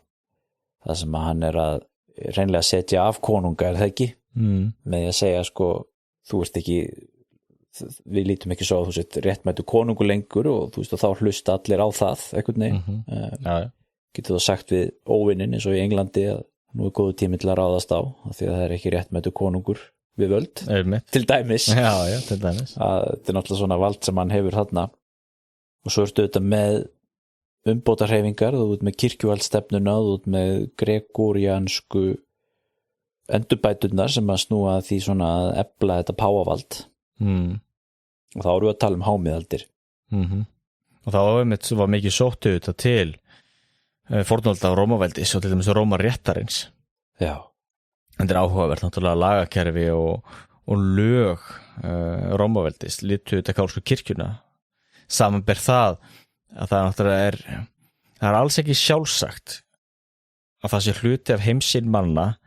að það sé til ykkur stofnun sem geti sett þeim lög. Að því ef þú hugsaðir sem svo sko, það hvað var að segja ef horfið til dæmis á okkar forfeður þá og svona germönsk lög til dæmis þjóðveldið og það er fyrst og fyrst að þjóðveldið sem við höfum sem dæmi en svona almennt lög eru náttúrulega eitthvað sem hafa þróa svona hægt og rólegur með siði og venjur. Þannig til dæmis með ennþanda allir í dag að mikilvægt er grundvallaratrið í breskri löggjöf, það er síður og venjur. Það að geta bara sett lög og breytt lögum og nú skiptum við bara út og núna er þetta svona, það er ekki eitthvað sem er alveg gjörsamlega sjálfsagt. Þú þarft náttúrulega ákveðna þá löggildingu, þú ert á að undirbúa menn fyrir að samþykja slíkt, undirbúa þá hugafarið á heimsýnina og breyta heimsýninni og kálska kirkjan náttúrulega sóttu löggildingu þá til með Rómaveldis og þessa vald sem keisarar höfðu sem keisarar gátu sett lög en meira segja þar sem er ákveðin vandamál því þó að keisarar gátu sett ný lög þá gat hann oft á tíðum og allan að framar ekki afnumið lög þannig að þess vegna fengu menn oft allan að flækjur þegar það var komin sko fullt af mismunandi lögum og hvað lög gilti og slíkt og þessar voru menn þá að safna saman hinn og þessum úrskurðum í svona lagabækur og slíkt en kálska kirkjan náttúrulega þetta myndar hvað segja svona heildræna ramma utan allt þetta og þróar utan þá þessa réttarvitund og lagakerfi sitt og þetta auðvitað hefði bein áhrif á réttarkerfi veraldlega ríkja og til dæmis í okkar réttarsögu þá eru þetta kaþólsku réttur og lögfræði þetta grundvallar atriði og eins og til dæmis hvað við segja refsilög og hvers konar náttúrulega sækir mikið af sótti til dæmis á 17. öld og fyrr sóttu til dæmis í biblíuna og rétt að kerfi kirkjunar þetta náttúrulega voru oft á tímum líka þannig að prestar náttúrulega bæði voru hvað við segja, prestar þá fulltrúa kirkjunar en líka fulltrúa veraldlega valdsins og til dæmis í Noregi voru náttúrulega prestar embættismenn allt fram til hvað ég held að 2000 og eitthvað opinberi starfsmenn og embættismenn og þú þarft ekki að fara lengra aftur en allavega á 19. öld þá nú prestur með því ákveða skatta og fylgjast með hinu og þessu á vegum ríksins. Já. Og svo náttúrulega sko þú nefnir þessi kirkjulög sko eða þennan kanón af því að náttúrulega sko við vorum að tala líka eflingu páfavaldsins á þú veist hámiðöldum og hluti af því er svona mikilvægt skjal sem kemur af því er Dictatus Papae sem er frá 1075 þar sem eru færðar upp 27 svona reglur páfavaldið kannast ekki við þetta? Jó Dictatus Papae grundvalladokument sem það sem svona vald páfans er fært í bókstaf eða þú veist eins og lög sko og það er til dæmis sko þú veist sagt þetta hérna áhugavert sko hérna punkturinn hérna númer 22 sem að þeir segja sko að kirkjan hafi aldrei haft rangt fyrir sér og mun aldrei hafa rangt fyrir sér skilur já. það þetta byggt á þessu sem við vorum að tala alveg í byrjun með Mattíus og Guð spjalla að þú talar klettin og Pétur þá segja þeir sko þú veist ég byggi kirkju mína og hún mun ekki falla fyrir helvíti sko eða eitthvað neð þannig og þá er að segja sko þú veist að hún getur ekki haft rangt fyrir sér af því að það stendur í ritningunni Þetta að þannig að Páin og kirkjan segir ekki að þeir hafa haft rangt fyrir sér í, hvað við að segja deilu við réttrúna kirkjuna eða síðbótina eða hvað það heldur það frekar það farið í mikra orðalag það sem reynt frekar að leggja áherslu á blæbrigði og slíkt þetta satt svona þetta svo áhugaverð þessi svona rökfræðilega löggilding þetta sem svo, manst ekki þegar við vorum að tala hver var Ágústínus eða hver var sem var að tala rökin fyrir því að Guð sé til, manstu að þú veist, Guð almáttugur og fyrst hann almáttugur þá getur hann ekki verið til af því þá hann ekki almáttugur ergo hann til, eitthvað svona sko man ekki hvað hann það kom en þarna skilur þú veist það stendur í ritningun og þú trúir því að þetta sé heilagt skilur bara það það útgangspunkturinn auðvitað að þetta sé 100% rétt sem stendur þarna þá verður að ganga út fyrir að kirkjan mun aldrei falla fyrir helvíti eða þannig Nei, og eins og til þess bara fyrsta reglan hérna staðantlega að kirkjan sé stofnuð af Guði einum það er alltaf gífurlegur löggilding sem fylgir því og það er auðvitað sagt hér er auðvitað sagt líka að Páin einn geti sett og afsett biskupa og prinsar skuli kissa fætur páfans og hann geti sett af keisara líka það er hérna klása númer 11 og svo náttúrulega líka mikilvægt að hafa það í huga að náttúrulega hluta því af hverju Páin í Róm að tekið sér þetta vald og náttúrulega var sú hugmyndu að vald konunga og keisara kæmi frá Guði og Páfinn þá auðvitað sem er kannski æðsti staðgengill við köllum það sem svo staðgengill Guðs hér í þessu veraldlega lífi þá hlýtur hann náttúrulega að hafa ákveðið vald yfir því Jú Svo segja hérna líka í hérna númer 26 að sá sem er ekki kaþólskur fyrir ekki að sá sem er ekki í góðbókinni hjá Rómarkirkjunni að hann verður ekki álitið þann mann sem kaþólika eða sem kaþólskan þar að segja sem trúaðan mann eða kristinn manni svo það er örugglega verið að meina með orðinu kaþólskur hérna. Þannig að þú verður að vera í sátt við páfann til þess að þú sért þannig að þetta er auðvitað þessi svona leið tilraun kirkjunnar auðvitað þess að búa til þetta svona uniformity það sem allt er eins og allt fer eftir alveg skýru hierarkí það sem páfinn er á toppnum og þetta er náttúrulega engin tilviljun að það er á þessum tíma sem við tölum að páfavaldi sé á hápunktu sínum þetta algjörlega og þessi hérna ég veit ekki hvað það universalismi við kallum það alhyggja og það er ekki tilvílunin að okkar nútíma gildi og hugmyndir sem eru svona lituð af ákveðin alhyggju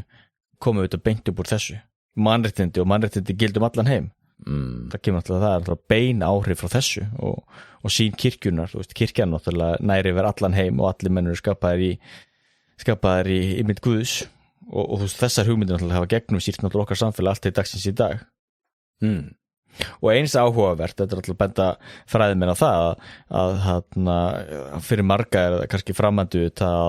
að grunnlöggildingin og vald konungs eða veraldlegs fursta eða herra komið frá Guði en það sem hefur gerst í okkar sem heimsluta er náttúrulega ekkert annað en að þú bara skiptir út einni trú fyrir aðra þú skiptir út kannski trúni á Guð og Guð sé grunnurinn á bakvið löggildinguna og þú ert alltaf inn að koma með fólkið og við getum alveg sagt að í lýðræðislegu samfélagi þá er svo að fólkið hvað sem það er náttúrulega líka ekkert annað en ákveðin trú þó getur þetta bent á einstaklinga en það er mjög áhugavert og þá sér mann líka sko þessar sögulegu framvindu og þróun þar svona hægt og rólega en það til dæmis vilji fólksins náttúrulega bara ákveðin líka við mantra og trú í okkar samfélagi, þú veist, það er það sem grunnsteinn lýðræðisins, en þú veist, hvað er vilji fólksins? Já, það er mjög góð punktur, þetta er allt sögur sem við segjum okkur, já, við búum til sögur til þess að útskýra okkar samfélag og þau gildi sem við höfum, já, vilji fólksins eða vilji Guðs, þú veist, same shit, skilur það er auðvitað náttúrulega neymir að það hver túlkar þennan, já, vilja fólksins líka það sem er svo áhugavert eins og bara með fasismi svo áhugavert fyrirbríði vegna þess að í fasismannum það er megin áhersla á vilja fólksins nema hvað að þú ert bara með einn leiðtoga sem hefur sérstaka burði til þess að túlka vilja fólksins hvort það sé Mussolini eða Hitler og það er náttúrulega einsuð kommunismannum og þú ert þar líka að vilja fólksins það er fólkið en það er bara politbúróið eða hver það er sem á túlka þann vilja. Algjörlega. Hörðu, já, allavega. Ef við förum að kannski fara að nálgast hérna seinni hlutan í þessari sögu, það er máli fara rauk fyrir því kannski að páfavaldið fari síðan svona fljótlega, hvað maður segja, kannski að veikjast eftir, já, við getum kannski sagt frá með 14. öld, það byrjar auðvitað með ákveðinni svona krísu í katólsku kirkjunni þegar þú ert með antipáfa og Avignon páfana það sem er ákveðin svona krísa í páfakirkjunni þar sem að kemur tímabila sem að páfarnir eru mest uppteknir að því að vera bara í Frakklandi og vinna með innanríkismál þar og síðan kemur annar pái í Róm á sama tíma og tímabili verður síðan þriðji páin sem er í Pisa og svona sumir hafa talað um að það sé svona lágpunktur páa söguna kannski það sem hafi verið kannski mesta krísan hjá þeim en það sem auðvitað gerist síðan á öldunum þar á eftir auðvitað er að við förum að sjá náttúrulega eflingu ríkisvalds sem náttúrulega veikir vald páans á móti og það náttúrulega kristalliserast auðvitað í þessu sem þú varst að nefna áðan sem er þá náttúrulega siðbótin auðvitað sem að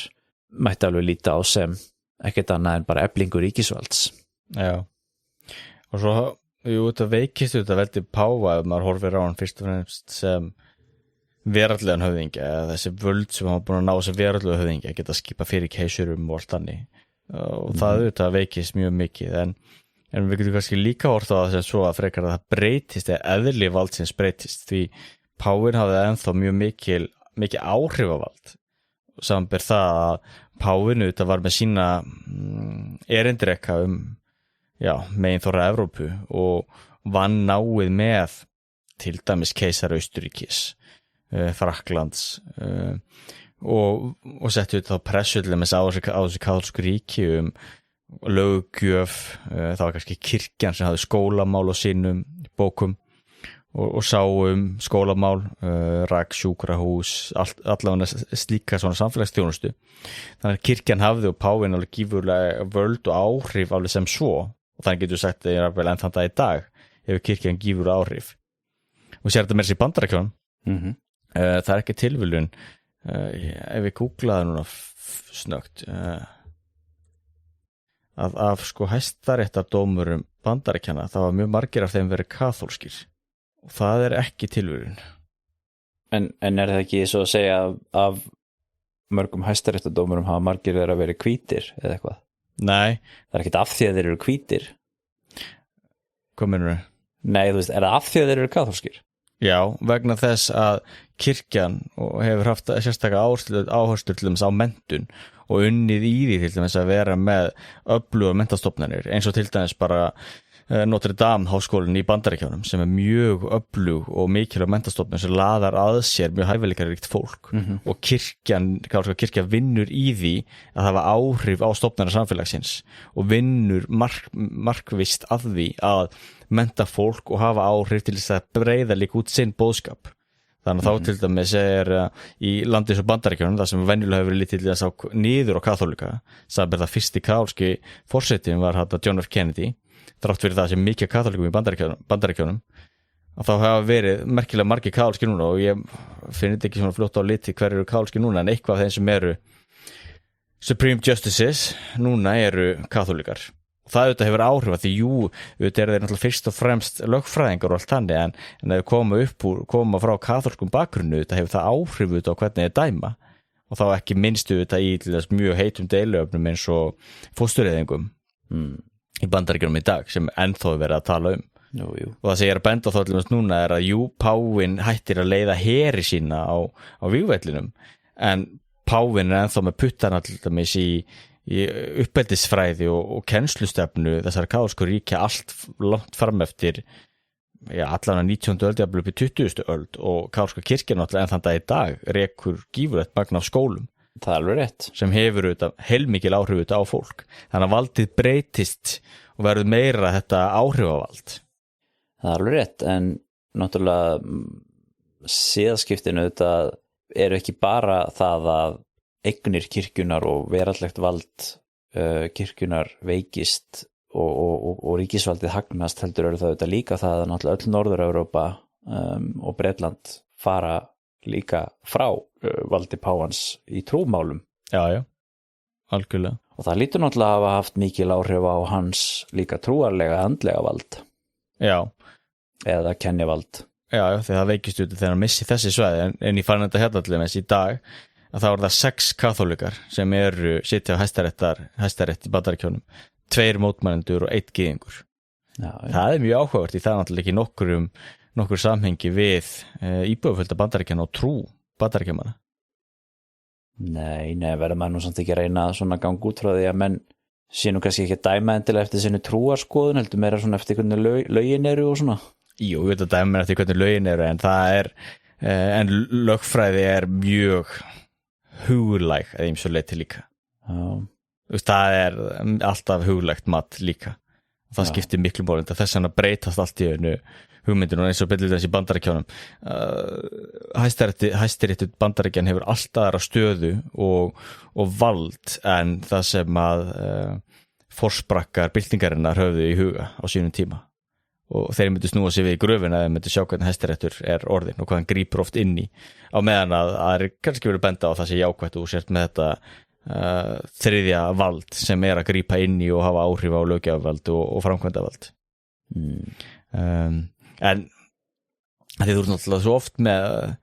en við sjáum þetta líka náttúrulega bara í dómum eins og hjá okkur það er alveg ástæða fyrir því að okkur einhver dómur fyrir svona í héraðsdómi en síðan er hann snúið í Hæstarétti Já að því þá náttúrulega þú ert alltaf með mannlega þátt að þú ert að túlka eitthvað hvað þýðir nákvæmlega þetta og svo ertu með eitthvað svona grásvæði og þegar þú ert alltaf með stofnunum þetta er ekki eitthvað samsæriskenningar en eitt þannig en þú ert með stofnun sem er upptekin af stofnunum samfélagsins og er ekki að hugsa bara einhver örfá ár fram í tíman heldur er að hugsa kynslóðu fram í tíman svo kaþólska kirkjan gerir kaþólska kirkjan er ekkert að spá í nákvæmlega hvað gerist þetta 5 ár eða 10 ár kaþólska kirkjan er líka að spá í sem gerist þetta 500 ár þetta er svo ævafort stofnun þá auðvitað leggur sérstaklega áherslu á það auðvitað að eins og til dæmis með jesúítana að þú setur menn í raungareinar og mennta allir prestana þeina í raungareinum og til dæmis er það þannig í dag að megnið af þessum kardinálum og mikið af prinsum kirkjunar, þetta er hámenntaði menn með doktorsgráður og ef ekki einar jafnvel 2 og það er ekki tilviljun, það er náttúrulega líka vegna þess að þeir eru að breytast auðvitað líka með samtíðis andan með þetta, það er náttúrulega ákveð valdu þetta og í menntun við náttúrulega lítum þetta upp til þeirra sem eru mikið menntaðir og hvað þá þegar menn eru með kaþólska presta og nunnur sem eru með doktorsgráður í efnafræði og eðlisfræði og hvað það er og kirkjan náttúrulega sem stofnun hugsa þetta og þetta er náttúrulega líka birtingament þess að áhrifavald sem kaþólska kirkjan hefur í dag menn íslenska þjóðkirkjan er ekki með neina menntastofnun og prestar íslensku þjóðkirkjunar þeir þurfa bara gangi háskóla Íslands og þar er háskólinn sem stýrir þannig sem innihaldi þetta ákveður einföldun hjá mér en það er ekki megin áherslan, það er ekki kirkjan sem segir við háskólan ég vil að þú kennir prestunum okkar svona Nei. Og það er mikill munur þar á Það er mikill munur þar á, já Það er góð punktur Og ég er ekki að segja að annað sé mögulega betra að verra heldur kannski frekar að það eru kostur og gallar en mér er allavega mjög áhugavert síðan þegar maður horfur á Bandaríkin að því ef ég googla líka bara þú veist, hversu stór hluti Bandaríkjanna eru kaþólikar og þá segja þér hérna í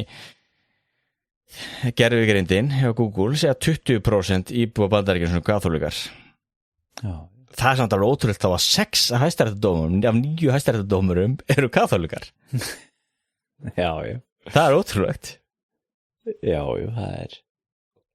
og það ekki bara þetta sem ég held ekki að það sé bara einstök tilvíðun, þú finnur þetta líka annar staðar. Þetta svona eins og þú segir að það sé svona háprósent að Nóbelsverðlauna hafa sem eru gyðingar og annað svona. Já, einmitt. Náttúrulega fólk sem hefur lagt mikla áherslu á menntun og bókmenntir. Jú. Þetta er áhugavert líka í ljósið þess að núna eru náttúrulega komið bandarískan páfa sem náttúrulega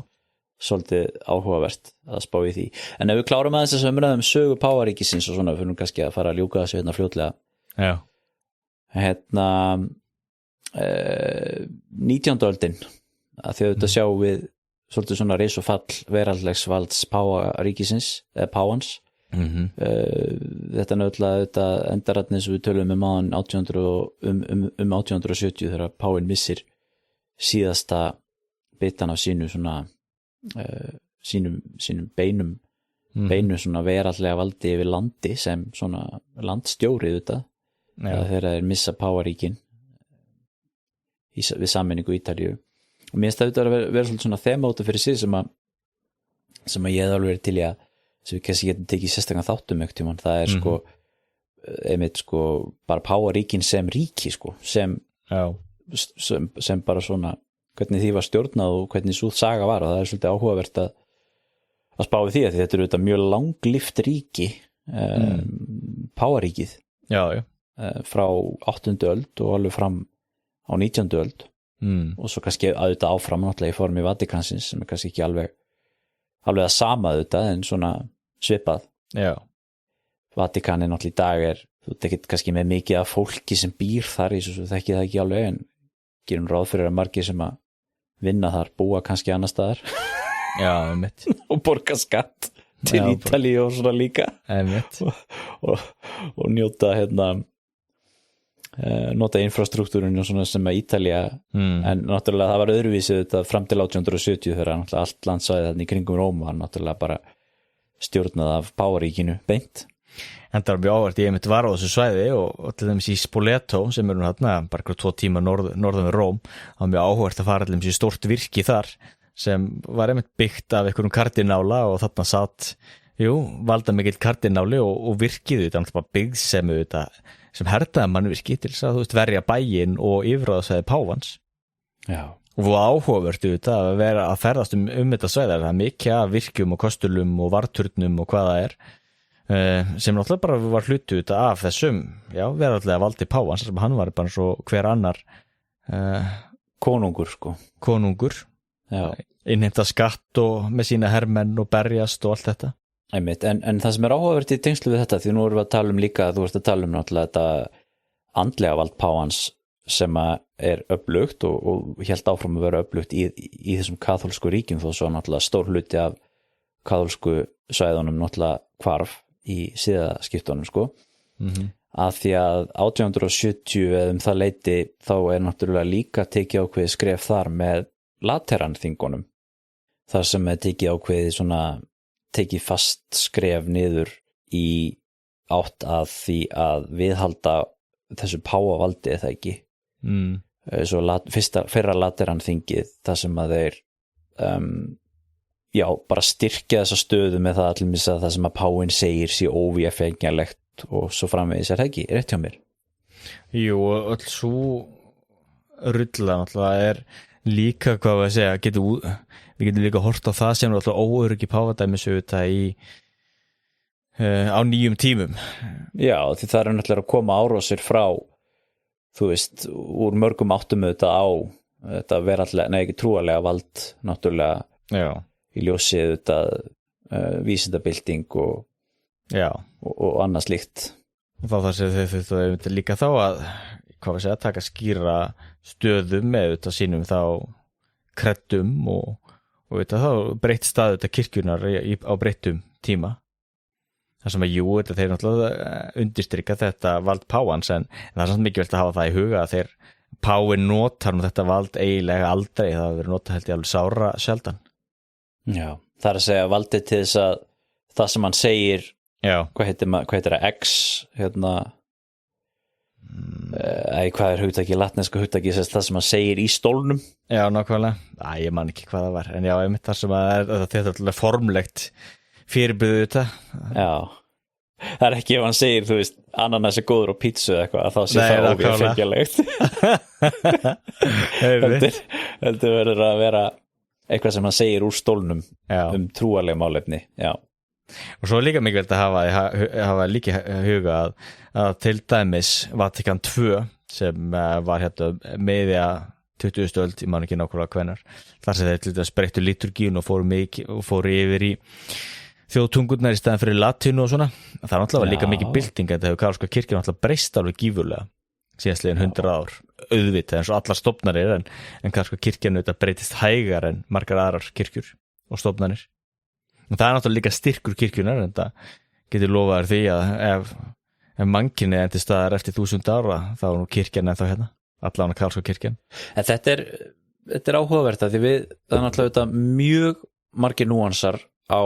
sögu kaþólsku kirkjunar skilur þannig séð og það er auðvitað mjög margt hægt að tala í tengslu við það og þú veist bara mýmörg málefni auðvitað, en það sem við ætlum kannski auðvitað að tala kannski svolítið þessum þetta var kannski páfinn og svona sústofnun og hvernig saga þessi er vegna þess að og mér finnst svolítið að þessari yfirferð einhvern veginn að þessi stofnun stendur ennþá mjög sterkt og hefur staðið mjög sterkt alveg frá bara frá fornöldinni og það er bara komin heilan hring með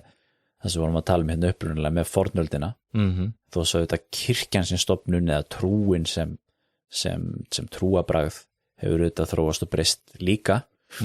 og kannski öðruvísi heldur en endilega stofnun páfans það er það sem er svo fascinerandi með þessa stofnun einhvern veginn og það er þessi grunngildi einhvern veginn sem eru ennþá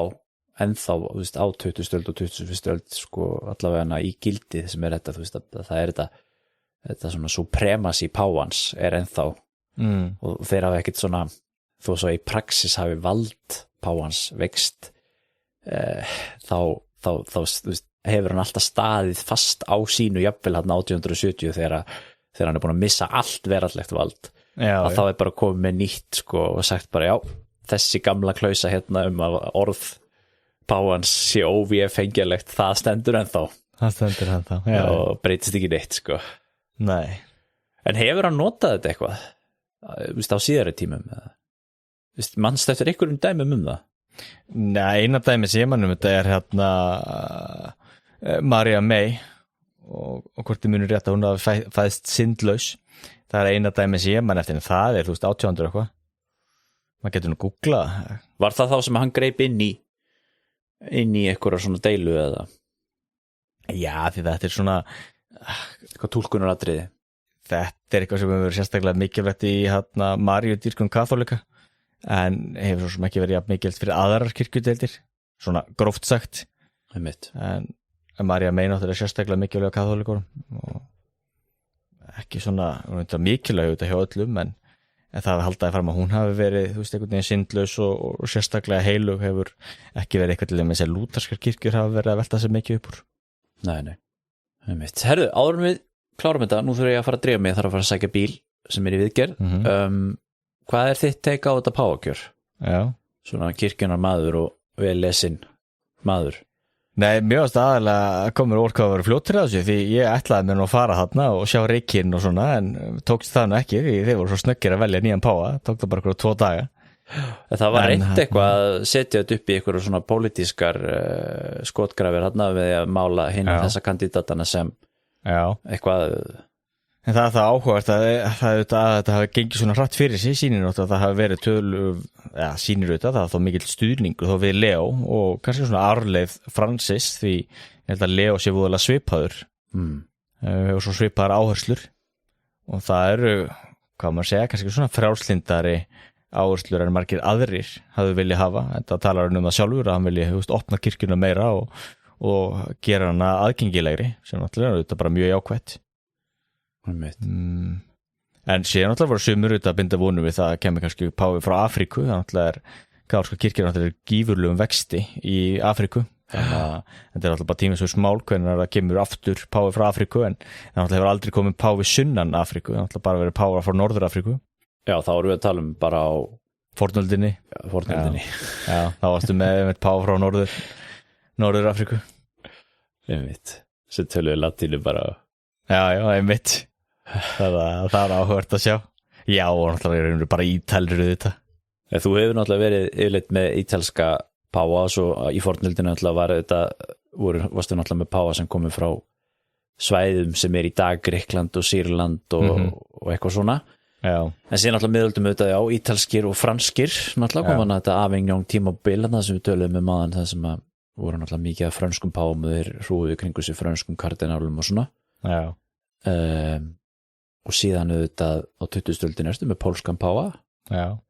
Og síðan þýskan páfa. Og síðan náttúrulega auðvitað gerist þessi stóru tíðindir, við fáum páfa frá nýja heiminum. Ég veit Frans sem var hann ekki frá Argentínu og svo núna náttúrulega bandarískan páfa. Frans, já. Já. Það var að hafa... En ekki alltaf kalla, er ég að rugla, Pope Francis. Já, þetta var mikið kontroversi þegar forsetinn,